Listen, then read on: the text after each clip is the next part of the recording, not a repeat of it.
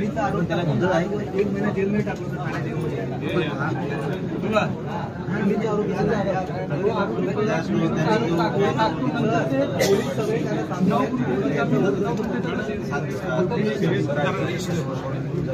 त्या दिवशी अशा प्रकारचे दुर्मिळ काम करत जो अधिकारी त्याला प्रोटेक्ट करतो त्याच्यावर कारवाई करायची पुढच्या ऐकून घ्या पुढच्या ओपन टेंडर दरबार घेऊन त्याला पैसे भरले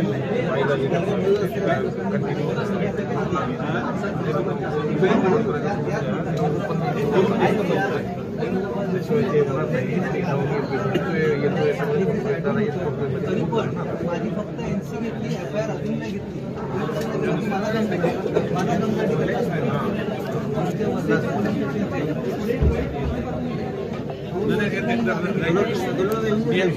सिरियस त्या दिवशी मी जाताना इथून सुवी हॉटेलमध्ये मॅडमला बोलवलं होतं आणि तुम्ही लोक पण आले होते का तुमच्यापैकी त्यावेळेला माझी अपेक्षा होती की त्या सर्व जे गुंड टाईपचे लोक आहेत त्यांनी तडीपार आहेत बरं हॅबिच्युअल क्रिमिनल आहेत या लोकांना जर स्वास्थ्य संपलं कसली लोकशाही ना कसला म्हणजे आणि देंटू देवेंद्र फडणवीस होम मिनिस्टर आहे ही बाब मला त्याच्या कानावर यावं लागेल ऐकून घ्या हे तर पंडितजी तुमचे खरं त्यांच्या वडिलांना काहीतरी इथे घेऊन गेले कुठे प्रयागला अदरवाईज कशाला की सिरियस एवढं मी सांगून सुद्धा या लोकांना जर कारवाई होणार नसेल तर I would have to tell नाही मेन आरोपी हे सुद्धा माया पद्मा चव्हाण तुम्ही यांचा अर्ज हे बघा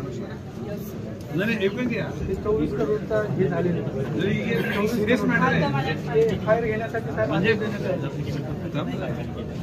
त्या लोकांनी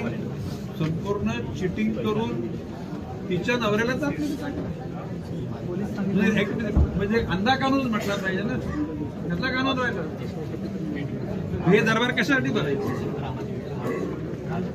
आता तुम्ही साधारण 10 दिवसाच्या आधी कारवाई करा आणि मला अहवाल माझी बायको एका महिन्यात आम्ही मारली आणि ह्या माणसाकडे आम्ही डिप्रेशनमध्ये असताना माणसाने माझी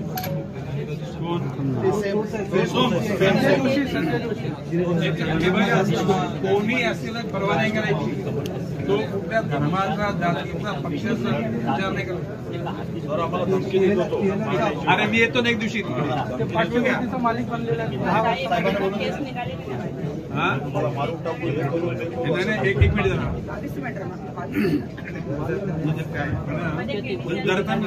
यांच्या मिस्टरवर जी बोगस केस झाली ना ती 169 प्रमाणे ती निघाली पाहिजे आणि त्या नालायक लोकांच्यावर केस झाली एवढं करा ओके चला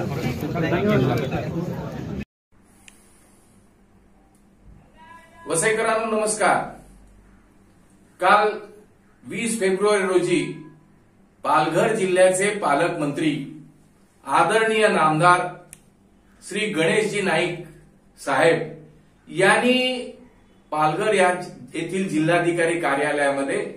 जनता दरबार भरवलेला होता. त्या जनता दरबाराची मिळालेली माहिती आणि एक त्या जनता दरबारामध्ये तयार झालेला जनतेच्या प्रश्नावर पालकमंत्री काय म्हणतायत याचा एक छोटासा व्हिडिओ मी आपणासोबत शेअर करणार आहे. गेल्या 20 वर्षापूर्वी अंदाजे तेव्हाही ठाणे जिल्ह्याचे पालकमंत्री नामदार गणेशजी नाईक साहेब होते आणि त्यावेळेला वसईच्या वायएमसीए मध्ये त्यांनी घेतलेला जनता दरबार आजही माझ्या लक्षात आहे की या लोकशाहीमध्ये लोकप्रतिनिधी हा जनतेचे प्रश्न कसे सोडवू शकतो त्यांची जर स्वतःची इच्छा असली त्याचं ते अत्यंत उदाहरण होतं. आणि आज पुन्हा एकदा जवळजवळ 20-22 वर्षांनी 21 वर्षांनी ते पाहावयास मिळालंय. गेल्या 35 वर्षामध्ये, 30 वर्षामध्ये, 20 वर्षामध्ये आणि आताच्या काही वर्षामध्ये ही तालुक्यातील किंबहुना जिल्ह्यातील प्रशासकीय यंत्रणा जी एका सुस्त अवस्थेत आहे, मस्तीच्या अवस्थेत आहे, त्या यंत्रणेला जनताभिमुख बनवण्याचं काम पालकमंत्री करतायत. याचा माझ्यासारख्या कार्यकर्त्याला अभिमान वाटतो आणि ते पालघर मधील जनतेच्या अभिमानास स्वतःच्या पात्र आहेत. आणि म्हणून यापुढे नागरिकांनी होणाऱ्या अन्यायाविरुद्ध लढायला पुन्हा एकदा सुरुवात करा. आज एक पालकमंत्री आपल्या मागे उभा आहे, कदाचित आमदारही आपल्या मागे उभे राहतील आणि मग पुन्हा एकदा या वसईमध्ये पूर्वीसारखी न्यायाची व्यवस्था तयार होईल. त्यासाठी आपण सर्वजण एकत्रित प्रयत्न करूया. धन्यवाद. जय हिंद, जय महाराष्ट्र.